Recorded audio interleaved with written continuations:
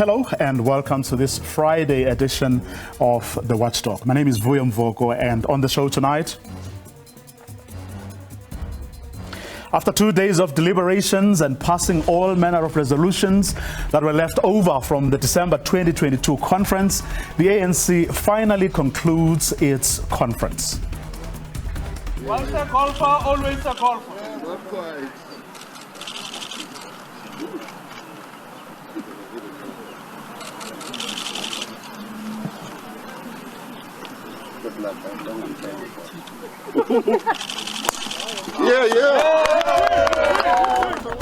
And with that, Cyril Ramaphosa gets to tee off his second term as party president. But will his renewed mandate help him lead the country's economy out of the rough and not let it sink further into a hole? We take you through a conversation the ANC hosted today on the energy crisis, as well as a raft of proposals they also adopted to turn around the economy. The Watchdog starts now.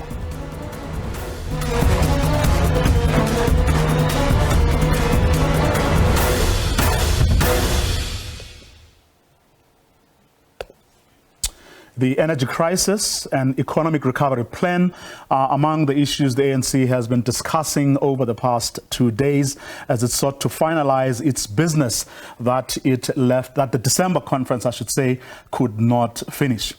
And those are two issues that we are going to be focusing on this evening here on the show.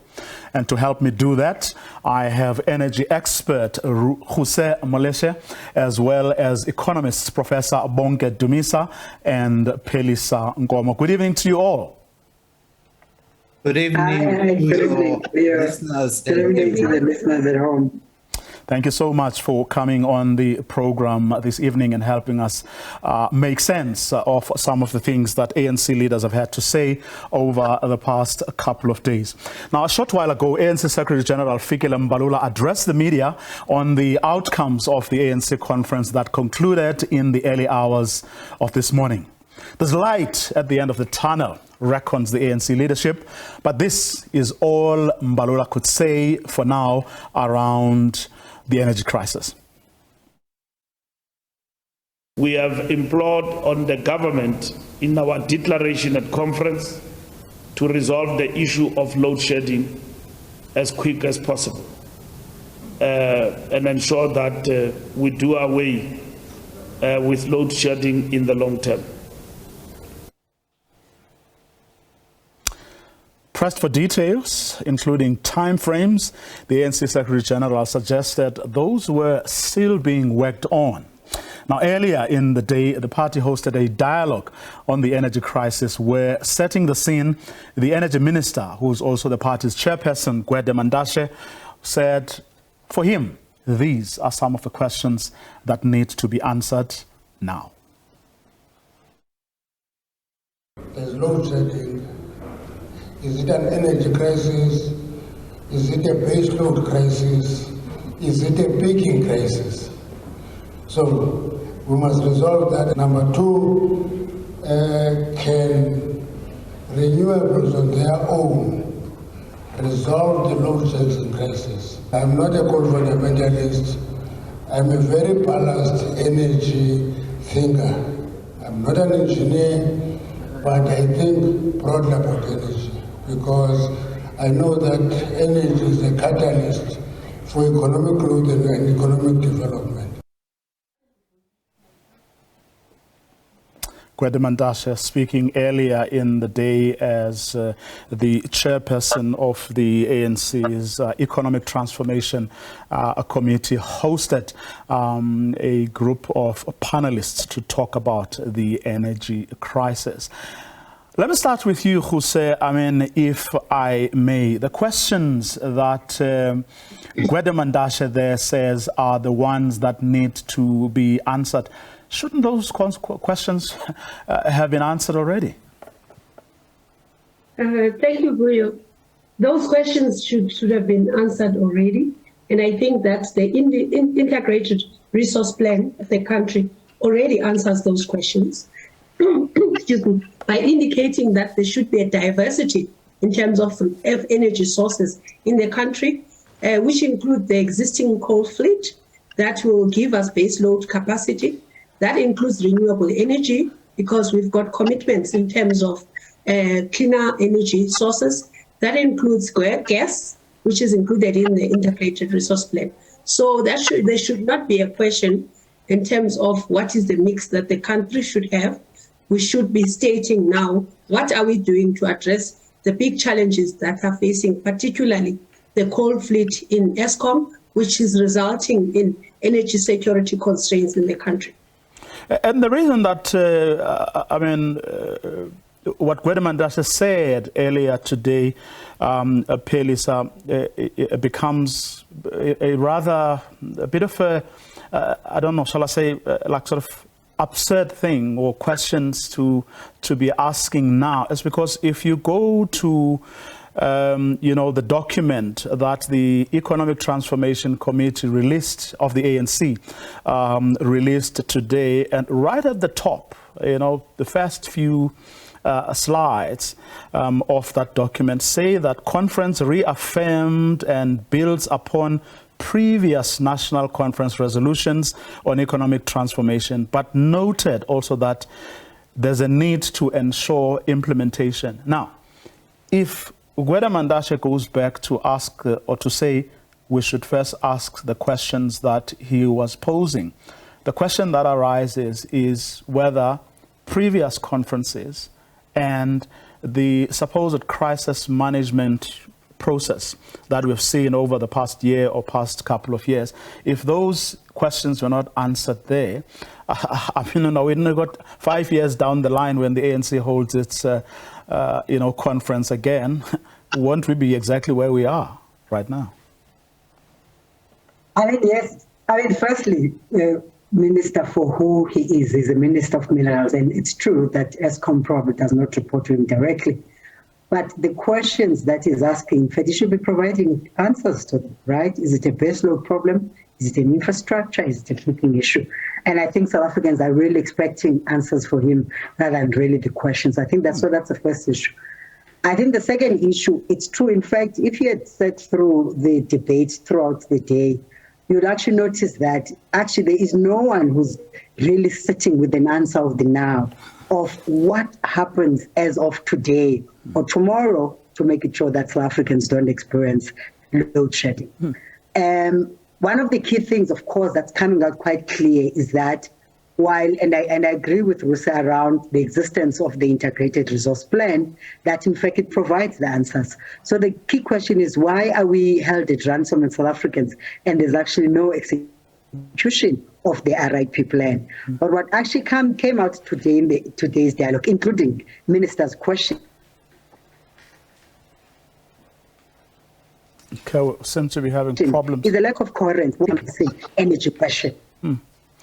Now, it begs the question, Prof. I mean, at that briefing just over an hour ago or so that Fiscal Mbalula, the Secretary General of the ANC, addressed, the fact that, to me, that he couldn't provide perhaps not so much detail, but at least a hint, or give the journalist a sense of what the thinking is and what whatever measures they'll be coming out of this conference to implement.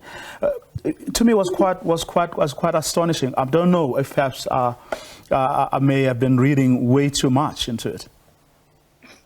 I don't think you read too much into this. Many people were concerned that the Fiscal Mbalula, Minister Gwede Mantashe, and anyone who commented on this could not give full details on how they are going to go about dealing with the issue of implementation, which they said had been lacking.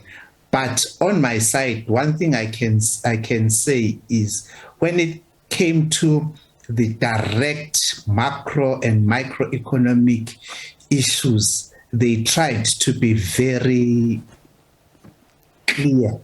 We will discuss it later on, because there was a time when the global economic community were concerned about what came out of these resolutions, and we saw the rand really getting out of control. It really went up significantly in terms of weakening. But I'm sure it's going to quickly come down, because when I read the full document in context, I really felt that the politicians did a disservice to it. The document is quite clearer on certain issues, especially we'll discuss the issue of the South African Reserve Bank, where it is very clear compared to what happened in 2017. But because the politicians were talking about things that maybe they don't even fully understand, then they sent a wrong message outside there, and the outside world reacted negatively for wrong reasons. And those are some of the things we may need to apply our minds to tonight. And we are going to do that, Prof. I just want to stay, though, with the energy issues for a bit. Former ESCOM executive, Jacob Maroga, did answer, or let's try to answer, at least one of the key questions that Gwede Mantashe said needed to be answered. Let's take a listen to what Mr. Maroga had to say around the question of base load, and that's where I want you to come in, Jose. What is wrong today is that we've got a base load coal-fired power station of ESCOM, which is supposed to perform at a expected percentage of about 70 to 75%, and is actually operating at 50%. Any other discussion, unless you deal with the solution to that crisis, any other thing will not bring us closer to a solution. So we need to firstly acknowledge the nub of the problem. Now, many reasons have been given. I think we'll go into them to say old plants, sabotage, maintenance. However, whatever the problem is, for me is, unless we solve this baseload crisis in the short to medium term, we may not see even the long term. We may not even see the transition. Because in the end, we are bleeding now, and the economy is bleeding now. So for me, if I can just summarize in terms of what the nub of the problem is, solving this baseload coal fleet. In my view, which still have value, in my view, it still have longevity. The issue is budget, focus, and execution. Jose? I fully agree with him, because if you look at the energy system in South Africa, over 80% of the capacity comes from the coal fleet. So without the coal fleet, you don't really have a system. You can't, renewable energy is only just over 6,000 megawatts. So you need to make sure that that system, which is the base of key base of your energy system, is functioning. However, there needs to, once you are having problems with the coal fleet and trying to resolve it, you do need additional capacity that will give you space to try and deal with those power plants.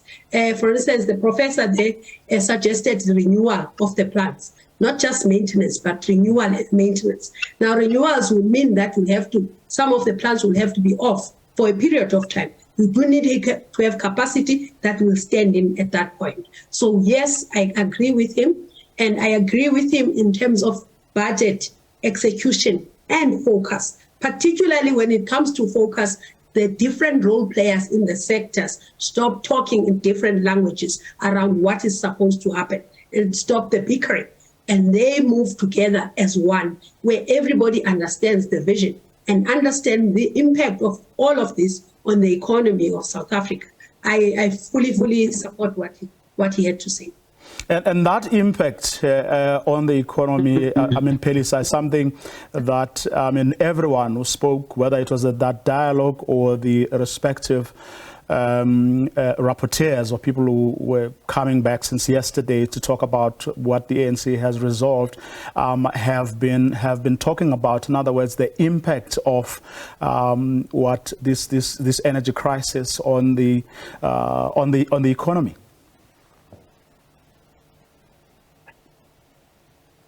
Pelisa, can you hear me? Okay, we have a problem with that line. Prof, that cannot be overemphasized, the impact that this crisis is having on the economy. Yes, the sooner this thing is sorted out, the better, because we must remember, in 2022, we are told we have load shedding which spread over 200 days. That's just unacceptable. And it was said that did have a negative effect on our economic growth levels for the different quarters. So the sooner this is resolved, the better. I agree with Rose there that we need more implementation on this. But one thing which I quickly picked up, which made me feel happier, is that with all these resolutions, there is one where they were dealing with the whole issue of preventing corruption and dealing with cable theft and other things which are sabotaging the economy. If that happens quickly, that will take us to what Jacob Moruga was saying about not just talking about sabotage, but dealing with it, removing it so that it does not become a barrier to economic growth in South Africa. Jose, I mean, according to one of the panelists there during that discussion, Professor Mompweli, there are 7 work streams that are doing an incredible amount of work behind the scenes. But the interesting thing was that he wasn't prepared, to share that, during that discussion, which I found problematic, because I think coming from a person like him, it would have given South Africans a great deal of confidence, because he pointed to part of the problem, that the president has come forward numerous times, actually, to talk about what they are trying to do to deal with this problem, but then, couldn't give us a detail. So from where we sit, those of us who are obviously ignorant of what what is happening, perhaps behind the scenes, it becomes problematic because it doesn't give us the faith and confidence in whatever they may be doing behind the scenes. Are you aware of interesting things that may be happening behind the scenes, meant to deal with this challenge? I mean, we are not specifically all 7 of them what they are doing, but he did hint, if you listened to what he said, to some of the interventions. For instance, the sabotage. For instance, the demand side. He was very specific about demand side management. Interventions that he are planning to bring along, where they would almost be having like a virtual power station through the savings that they would have. So he kind of alluded to them being sabotage, demand-side management interventions, where we reduce the consumption of energy and introduce energy efficiency interventions to a tune of almost 2,000 megawatts. Those are the things that they are discussing. He also alluded to embedded generation projects where Eskom, for instance, in the Komati power plants are looking at embedded generation for small households to be able to then sell back into the grid. So he may have not specified them, but he kind of referred to them in his discussions. Now, Prof, according to this Economic Transformation Committee documents, conference resolved or endorsed rather the key pillars of what they regard to be key interventions that need to be made to deal with, among other things, the acceleration of the economic reconstruction and recovery plan. Now, I wanted to come in here because over the past few months, we are supposed to have had a social compact. In other words, business, organized labor, organized business, the government, civil society were supposed to have come together at NEDLAC and agreed on a social compact that will then, give substance to this economic recovery plan. Because therein, each and every one of the social partners will be talking about their respective roles, but also what it is that they are prepared to sacrifice for this which is supposed to, address the key challenges faced by our economy today. But that hasn't happened. It is very disappointing, but I was not surprised. You must remember that this year, instead of let's take the labor side, and I'm not being hard on them, instead of really applying their minds on how they could play a very significant role in this economic reconstruction recovery plan, they spent all their time talking about getting a double-digit salary increase from government and treating government as an enemy. So they did not really give themselves time to sit together to say, according to this implementation of the economic reconstruction recovery plan, we need to discuss how we can all be involved in infrastructure investment, because that's a very important thing. How can we play a role in energy security and improve data access to services, access to data services? So, and then business community was also worried about the impact of load shedding, and the NEDLAC was effectively not effective this year. And this was the year they were supposed to spend more time together, because we need to resolve the problems of South Africa. We don't care who the parties to that solutions are. We want the solutions, and we want them now.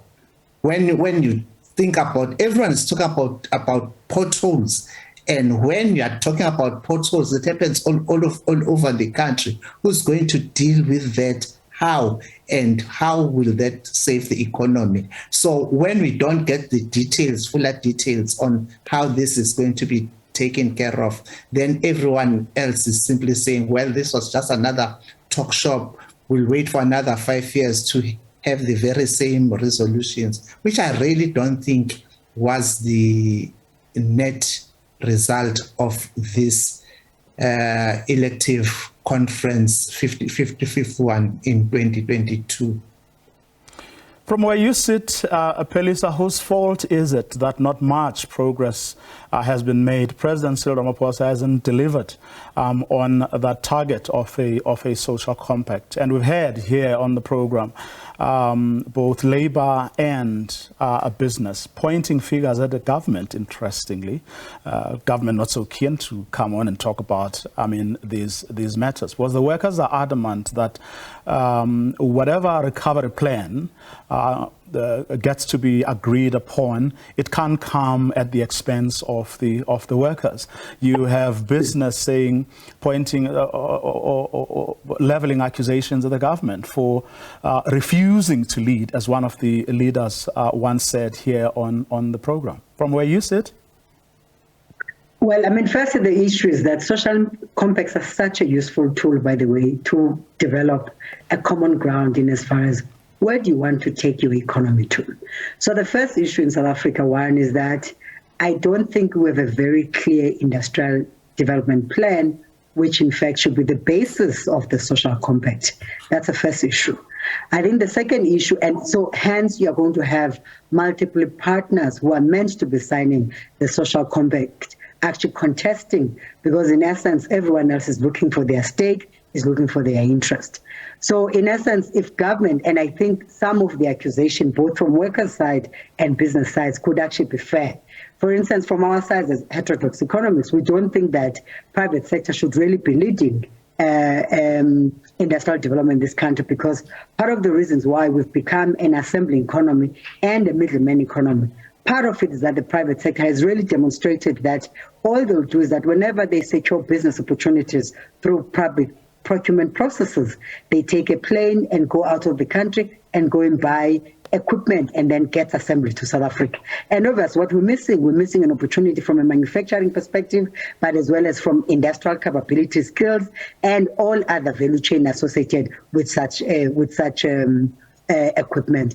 So in essence, government needs to show a much more deeper leadership and a very clear architecture in terms of what it seeks to do. Because in essence, there's a possibility that the reason why private sector actually is pulling back is that government is not putting money on the table. And it has to put money on the table when it wants to stimulate the economy. I mean, this economy has been growing at less than 2%. And no economy that creates jobs and, lift people out of poverty and deal with issues of structural social inequality when it's actually growing at less than 2%.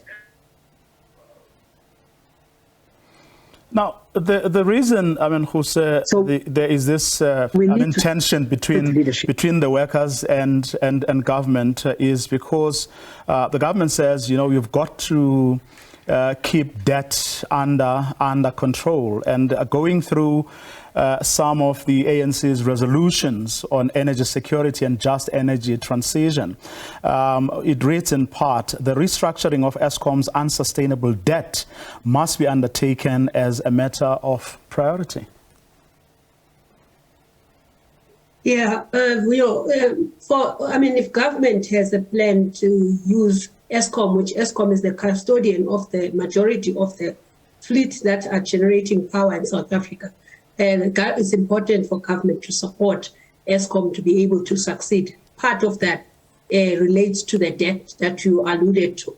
And I think the minister has already indicated that they are looking to take over some of the debt, between half and 2/3 of that debt, to be able to allow Eskom to do what they need to do. Now, this may feed into what the professor earlier was talking about, on some of the work streams that are potentially working on, to be able to say, if you reduce the debt, then you allow Eskom some room to be able to get proper, for instance, original equipment manufacturers to fix the plants that need to be fixed, which they've been struggling with in terms of the budget. So for workers, for South Africans as communities, it's very important that there is a plan that is coherent, that looks at both the debt that we're having, debt burden, looks at the whole thing systematically, including the industrial policy that Kelisa is relating to. Date Moruga earlier indicated that South Africa, the way the electricity market evolved, started with South Africa looking at energy as an enabler for industrial policy and industrialization in this country. That is why at different points we had cheap electricity, reliable power to ensure that we power the economy. Now, Prof, coming back to some of the issues you raised earlier on monetary policy, they have, as they put it, reaffirmed the historic anomaly, they call it, of the private ownership of the South African Reserve Bank, something they feel needs to be corrected in a manner, they say, it does not enrich speculators or overburden the fiscus. Why is this such a big issue? Because, the past couple of conferences, especially, were big on this very same issue. I think the issue of the nationalization of the South African Reserve Bank is being dealt with at a highly emotional level, and those outside government or those outside the National Treasury do not want to listen to what the National Treasury is saying. The National Treasury and other people who are involved on the overall running of the South African economy are saying, they are not saying they are opposed to nationalization of the Reserve Bank. The issue is South Africa currently has many service delivery needs that it has to attend to.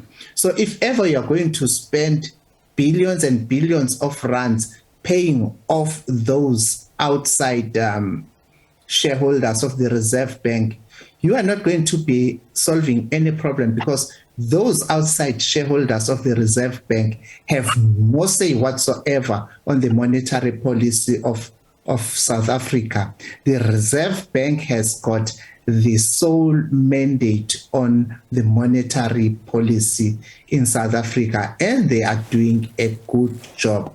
The only thing, in fact, that's why I was happy about this resolution, that it is much clearer than the ones in 2017, because they are saying when the Reserve Bank looks at how it deals with its mandate on monetary policy, it must also take into consideration the issue of employment, etc., and those things. Because unfortunately, up till now, the Reserve Bank, when it implements its monetary policy, which it does very well, they only focus on, is the inflation rate going up? Yes, it's going up. Let us just push up the repo rate, even if they are dealing with issues of imported inflation rate, where then instead of cutting down the inflation by pushing up the repo rate, they would still do it. So that has been covered in the resolution. I'm very comfortable as it is now. And one other thing which they did very well as it is now, they clearly made it clear that the issue of the Reserve Bank is totally different from the issue of the State Bank. They will deal with the issue of the State Bank, but the South African Reserve Bank is not going to be turned into a state bank. So that makes it clear then that you are not going to start seeing the Reserve Bank now becoming another commercial bank or trying to deal with the other aspects which are dealt with by the DFIs, development financial institutions. So I'm very happy with the resolution today. Okay, happy with the resolutions around, employment, exchange rate, and taking into account growth as well. But there's a second part to their resolution, Prof, which is the constitutional independence of the South African Reserve Bank must be reaffirmed. Is it or has it been under threat at all? It has been under threat. You've had cabinet ministers trying to get public support and sounding radical, saying that the Reserve Bank is useless and its mandate must be changed. And that has undermined the economic certainty in South Africa and even political certainty. And that's why I am saying, when you had one of the top 7 people saying something about the change of the South African Reserve Bank mandate, we saw the rand really being affected. But I am saying, when people start reading these things seriously, they will realize that they were overreacting, and that particular minister was really discussing this thing out of tune. So I am very comfortable with, yes, the Reserve Bank has got to be protected from all those people who think then that when people want to raise loans, they must go to the Reserve Bank. The Reserve Bank in most countries only deals with the monetary policy, and they only lend money to other banks, not to ordinary individuals or businesses. So if ever then you want to change it into a commercial bank or a development financial institution, then it loses its meaning. So it had to be protected, because that protection of the South African Reserve Bank's mandate is there in the Constitution. So they were just trying to emphasize that, and I'm happy. Okay, if you've just joined us, can I step in? We are looking at the ANC's resolutions that were taken over the past couple of days. But the issues we are focusing on this evening are energy, but also economic recovery. This conversation continues right after this short break.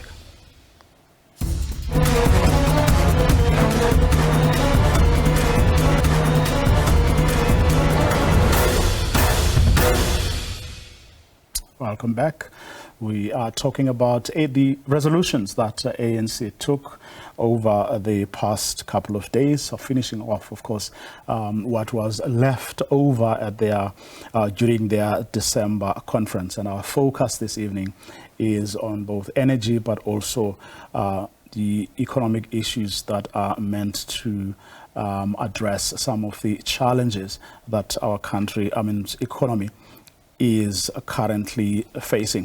Prof, just to finish a point so that we can move on from this one. We spoke earlier before the break around monetary policy issues, but on the fiscal side, the ANC's resolutions, talk about exploring the introduction of a wealth tax to minimize income and wealth inequality, but it also talks about a government having to use fiscal policy effectively to intensify the fight against poverty. And I remember from previous conversations that there are people who are of the view that while the Reserve Bank is doing the best it can, given its mandate and of course the activities or the stance people like the governor have taken in protecting the the independence of the Reserve Bank.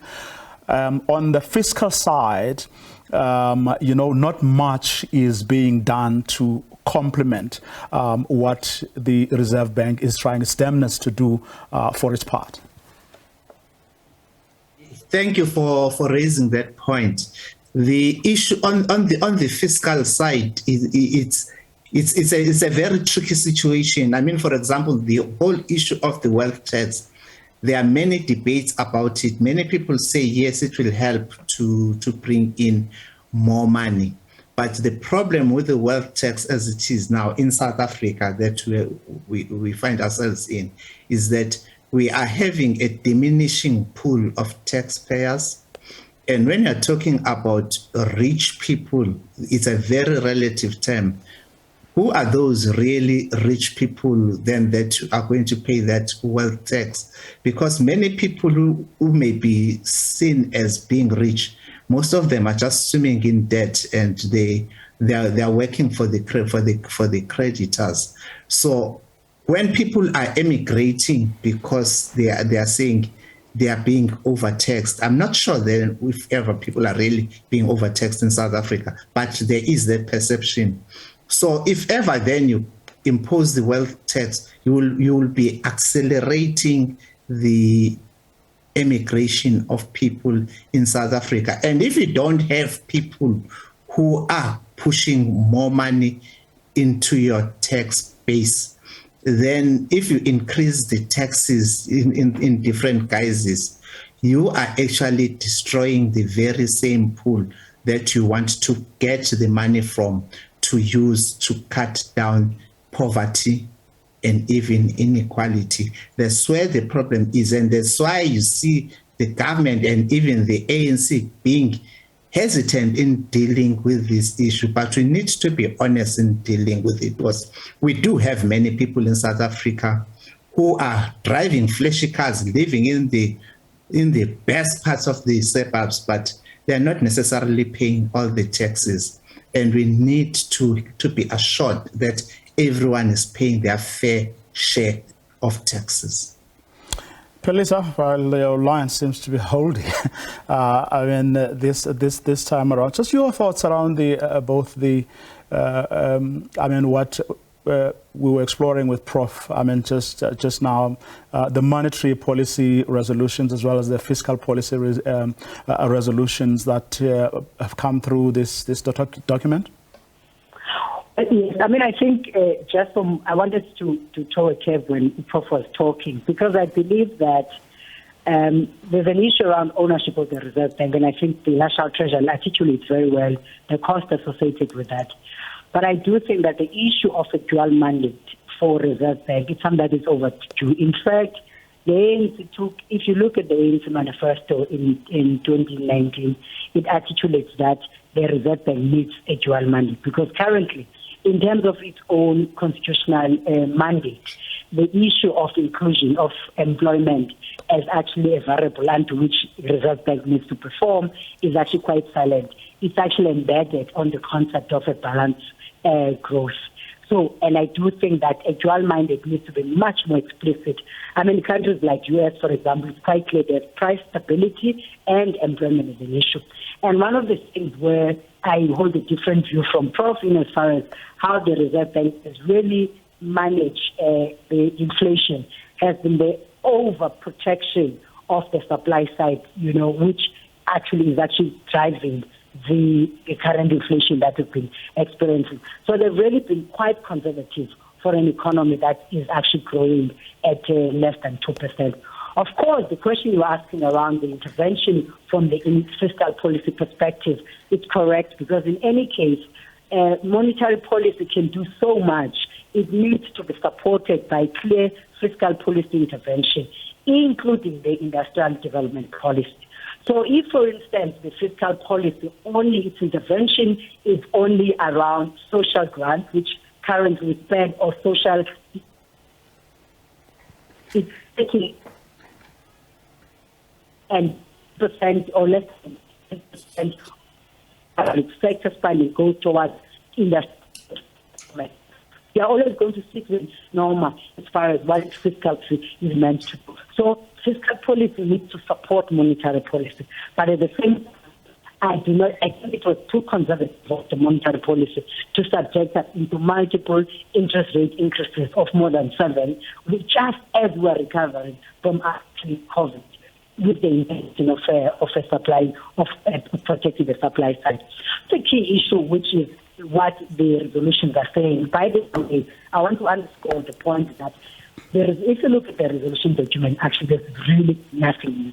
If someone had read resolution 7, even dating back from Polokwane in 2007, there's really nothing new. And for me, the key question we must always ask, for example, I'm just going to zoom straight into the area of small, medium enterprise, which is a pressure point for South Africa. Young people, for example, 66% of them were unemployed, black women who lead unproductive lives, who rely on social security. And that's a sector that government, ANC, in fact, needs to be very explicit around supporting it. It still says on the first line is we need to address the issue of lack of access to capital. And access to capital is such a critical, factor of production for anyone. You need land, you need infrastructure, you need technical skills, you need market access, you need access to capital. We have all the DFIs that have been set up nationally that are meant to support businesses and particularly small, medium enterprises. And we must ask them the difficult questions. And the questions that we've been asking them almost every 5 years, that why when people are actually applying for financing and are never able to receive funding, it's because most of the DFIs are actually using the same risk profile assessment that is used by private sector. The question is, what's happening to the development mandate of the development fund institutions? For me, and the document does not really address that. It's still quite generic, and it's not instructive that 28 years into a democratic dispensation, IDC, DPSA, FIFA, and so on, so these are the things that we want you to do. One thing. And then you link that very clearly with what you call public procurement policy. Procurement policy is a critical policy lever the government needs to use to ensure that it insert small, medium enterprise into the main, particularly in the context of what Prof is saying of the diminishing number of taxpayers, right? So it's an issue as well as you can get young people to start new businesses and support. And obviously with the other intervention from a fiscal perspective, which would be, infrastructure investment. I think the document is clear around that, but it's always been clear. And we've been saying that if PRASA, if Transnet, if Eskom, and all other state-owned enterprises are not spending money on infrastructure, who in fact are supposed to really be turning this country into a construction site, we're still going to actually experience this 1.8 and 1.9 or 2% economic growth. Turn this country into short to medium term construction site and get people to have access to income to stimulate the demand in the economy. Just Just, on the very same issues that Pelisa, is raising, Jose, you will have seen from that a discussion earlier in the day where women in energy were raising the very same issues around access to capital that Pelisa was talking about, around women empowerment, and how the whole management of this just transition process is problematic for them. Yes, women were raising issues in terms of the access to information and thus access to projects throughout the value chain, whether it's on the generation, transmission, distribution side, and how that participation is an issue. They also alluded to the issues around government procurement, that 40% that Phyllis was referring to, she did. So those are some of the things that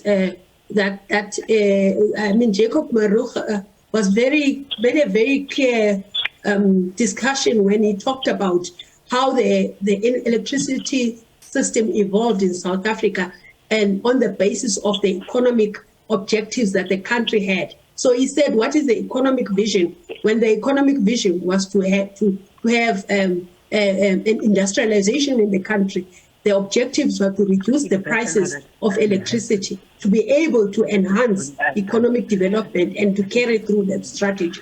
So, yeah, I think those things are interlinked and they are quite important. Women participation is something that when you hear the DG talking about, they allude to it, but they will just say within the department, there is a desk that deals with women, so there's no strategic, methodical way in terms of which you can follow through and say, this is what is going to be done. We have to go to a particular desk to be able to understand what is the strategy. Just on SMMEs, Prof, which, we keep on being told that, they're supposed to drive, the economy, cooperatives, township, rural economies. Again, there, it would seem to be that it's more of the same. It goes back to things that were either not implemented or that were, resolutions that were just just lie there, in the document, but with no one really, picking up on them and actually ensuring that they are being implemented. These resolutions on cooperatives and SMMEs sound like the previous conference's resolutions and the conference before then. On this one, then, I agree with many people who are criticizing the government and the ANC resolutions on this. As you say, this is just a rehash of what was there in 2017 and other elective conferences. The issue of SMMEs in South Africa is a very unnecessarily sensitive issue because we talk about SMME development, but we do not walk the talk. Yes, they say something about developing township economies. What do they mean about developing township economies? I come from Durban. Okay, I live all over South Africa, but I come from Durban, and I can tell you, I'm from Umlazi Township. The businesses which were burned down in 1985, and that is over 30 years back, close to 40 years back, those businesses are still not operating. And there is no effort whatsoever to really boost SMMEs there. And it's not just a Durban issue, it is a South African issue. So which is the only area I know where you have people from locally who are being encouraged to grow these businesses. And that's why most of those businesses have been taken over by foreigners. And when people talk about that thing, it is called xenophobia. So the government must walk the talk when it comes to this thing. It cannot just deal with this thing at conferences and do nothing about it. There's nothing like development of township economies as it is now. Maybe there's something about developing rural economies, but I cannot even vouch to that. So here we don't need to be convinced. The government and the ANC are just talking, but they must show commitment. And there's a word which is used by politicians.